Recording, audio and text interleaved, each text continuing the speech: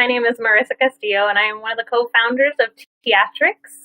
And I am here today with our good friend, Anais Alvarez. Hello. Hopefully, you just watched episode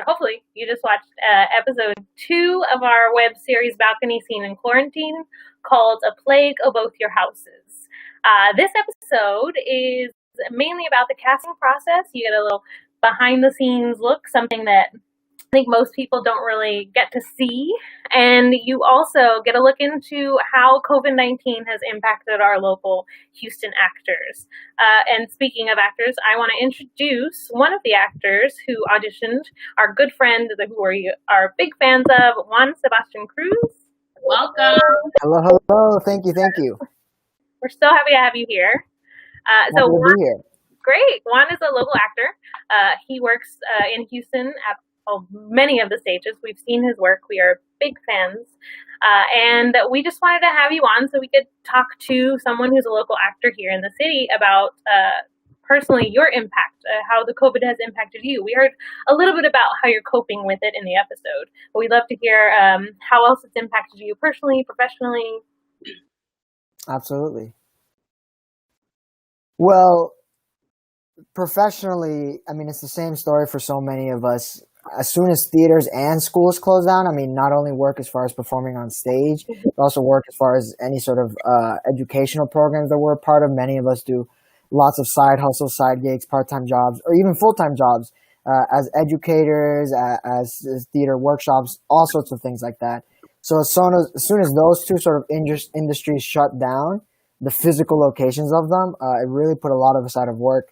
So opportunities like these are fantastic because it gives us an outlet to continue to use our creative sort of machine inside of us, our creative engine in ways. Now that we're having to adapt, everything is Zoom, audition tapes, different things like that. And personally, it's been rough as well because, everything just kind of came to a grinding halt for a lot of our lives. And sometimes that's affected family dynamics too. So for me personally, my mother was in Colombia. Well, she was there visiting, and then she made it back to the United States in Florida. And she lives here, but she's been there ever since quarantine happened because it was too dangerous for her to fly back out here. So I haven't seen her in, I guess, 5 or 6 months now. And for those of us here, of course, just learning to adapt and move forward. So in many ways, it's affected us both professionally and personally. And it's up to us to find a way to adapt and move forward from here on out. Yeah, definitely. I mean, we've had a similar experience. We have a 4-month-old, and my parents are back in Lubbock, Texas, and my mom is just dying to come and see him and hold him. And it's just, we're at this point now where it's still a little too dangerous, and so it's not the time for that, and it's unfortunate, and it's pretty rotten. Mm-hmm. I have another question. Why is it important to keep creating art and theater in the midst of the pandemic? It's an interesting thing to be an artist. I think I'm going to go ahead and make an assumption here, but I think for a lot of other people, the work that they do is something that they can kind of put on and off. They put on the work clothes, they go to work, they come back, they take the work clothes off, and they leave that there. And there's something interesting about those of us that choose to do the arts as a profession and as a career, where even though we've chosen it as like a monetary solution to life because you have to work, and as a career, it's also something that we feel we get a lot of intrinsic value out of, and we feel the need to continue to create and produce regardless of whether we're at our place of work or not. And so with theater being such an in-person, live, collaborative experience without theaters and schools, as I was saying earlier,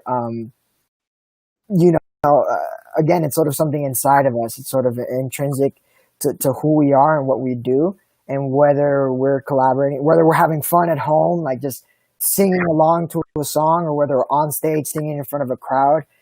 It's something that we feel the need that we have to be doing, whether that's for our own value, whether it adds value to our own life, or whether we feel that that's the way we connect to others. That's how we show love. That's how we show empathy. That's how we can understand our troubles. It's our avenue for a lot of different things that we process as humans, as creative people. So whether on stage or at home, baby, I'm going to keep creating. I would love to hear about your experience. Well, I guess not I would love to hear how different it is for you, and what differences do you feel or do you make when you audition virtually versus when you audition live? What is that experience like? That's a good question. I mean, even just within the last 10 years, I mean, the advent of cell phones and self-taping has exploded to the point where I talk to actors that are only maybe a couple decades older than me, and they just really have very little experience with it. But for us, it's a very common thing. So I'll say two things about it. When you're preparing live, personally, I like it better. Mm-hmm. And the reason being is there's a specific date, there's a deadline, and you prep as much as you can until that deadline. You go in there, and yes, there's nerves affecting you, of course, being in front of judges or artistic directors, but you go in and you give it your all. Maybe they give you corrections, maybe they don't, and then you walk out of there and you're done with it. Mm. And that's all you can leave it to. You move on to the next one. With self-tapes, there's a deadline as well, but you have an unlimited number of times to redo that take until the very last minute when you have to submit it. And that really psychologically is a challenge. And we all know it, right? Where you do a couple of takes and you're like, that's pretty good, I can do better. You keep being like, now I don't know, gosh, the lighting, the sound, which take was better. You end up with 100 takes of the same thing when maybe your second one was your best one, but you're going to do a bunch of them afterwards. So it's a psychological thing. I've had that where I'm like, I really like this part of this tape, but I like this part of this. Yeah. You don't want me to put them together, but I really want to. Maybe if I do it again, I can put both parts in one tape. And then we go doing 50 videos. It never happens. I can never do both of them. So we have a question from a Facebook user, Joanne Payne. Hello, it's good to hear from you. It says, do you think that virtual productions or plays may be a thing of the future? It's super interesting. I mean, clearly at this point in time, we're sort of forced to explore that outlet. But there's a question of, should we continue doing this once things eventually get back to some sort of normality and being in person? The Alley is a good example of that. They taped their production of 1984 using professional cameras and angles and all this kind of thing. But I was talking to one of the actors, Todd Waite, and I complimented his performance. And he said, well, my performance was for stage. It wasn't for film. And that brings up an interesting point that we might think the two are sort of like can be exchanged at any point, but there are certain nuances that are specific to camera, and there are certain abilities and skills that are specific to stage that make them unique and make them what they are. And so I think as we move forward, we'll continue to find creative ways to use Zoom, to use electronics to convey stories and to convey messages and things like that. But I don't think it'll ever quite replace, and we'll find ourselves, I think, in my assumption in this year, sort of in this in-between of using theatrical skills and using film skills without really specializing in either or. I don't know if that will create sort of like a hybrid where maybe we can adapt to either, or if it'll ultimately sort of water down the specificities of both. But that's an interesting question, though. Yeah, they're both totally different, but also the same. It's a fine line, I think, between the two of them. I think that there are some actors who can do both really well. There are some that can only do one really well because they take they each take a very specific skill set, and so you have to be able to quickly adapt from one to the other. It's interesting. That's a great question. I think right now we're in this place where we just so badly want to be together and experience stories and be together and create these stories. And we can't, which is a big reason why we, started this project. I know that being in the same room together is not the same thing as being like on a Zoom call like we are. But, it still does, I think, like you said, you kind of have to find those moments of your theatrical self, in everyday life. And we're able to kind of conjure some of that within our rehearsal process. And I think it's really made a difference in, I think, our day-to-day life, with everything going on around us. I think there's a lightening that happens being able to assemble even virtually with other artistic minds daily. Yeah. Really, it's a really nice thing to experience. And I think it's really, really good to see how all of us we come together as artists and adapt to any situation. Mm-hmm. So that means that we can continue to create new things. There's nothing, the same all the time. Yeah, I mean, I would say it took us a while before. I mean, one, we had the kiddo. It took us a while to be like, are we gonna do theater? Like, what do? We had these plans, and then with everything happening, it's not only like the plans are then squashed, but also there's the uncertainty of it all, which is still around right now. Nobody's really sure when we'll be able to assemble again, and it's unfortunate, but through this project, I think we've managed to still kind of find some of that bit of rehearsal room fun. Yeah. Because there is really nothing like it. My last question is, there are petitions for change in American theater and here in Houston when it comes to representation of our diverse population on and off stage at the theaters. When you think of the future of the American theater, big A-T, or even just the theaters of Houston, what is your like dream of that, how that looks? Right. So I think a big thing is we would like our spaces of art and our spaces of exploration to be representative of the demographics and the populations that they're serving. Right. So right now it's kind of to a point where theater has always been seen as sort of this avenue of art for kind of the elite because it requires a specific place. It was a specific cultural thing. And it's more expensive as a consumer to be purchasing theater tickets, especially at bigger and nicer theaters to go see these things.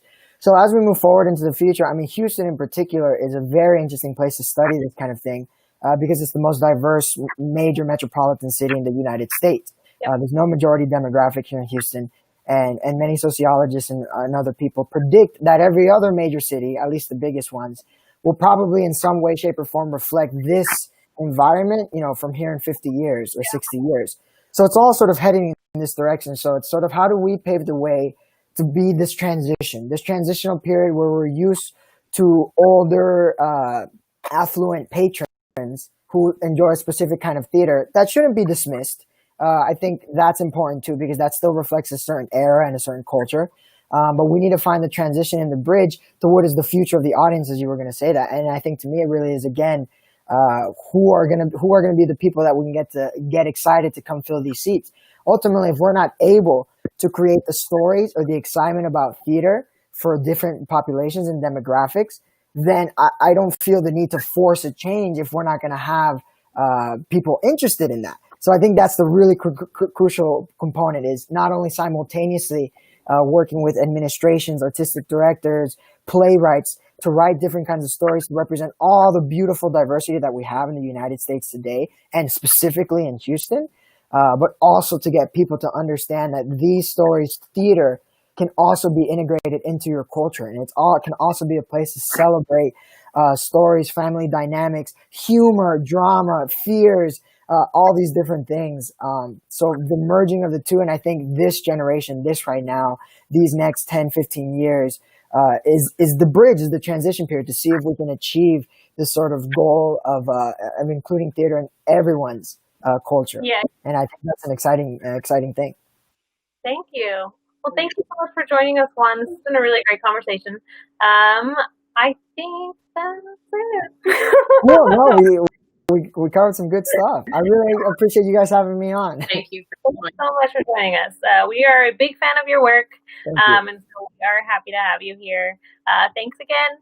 Absolutely. I'm a big fan of theatrics, and keep doing what y'all are doing. It's awesome. We will. Bye, Juan. Bye. Bye. All right. Thank you guys so much for joining us again. So this project, Balcony Scene in Quarantine, is funded in part by the City of Houston through Houston Arts Alliance. However, it only covers a part of the cost, and we are super grateful for that.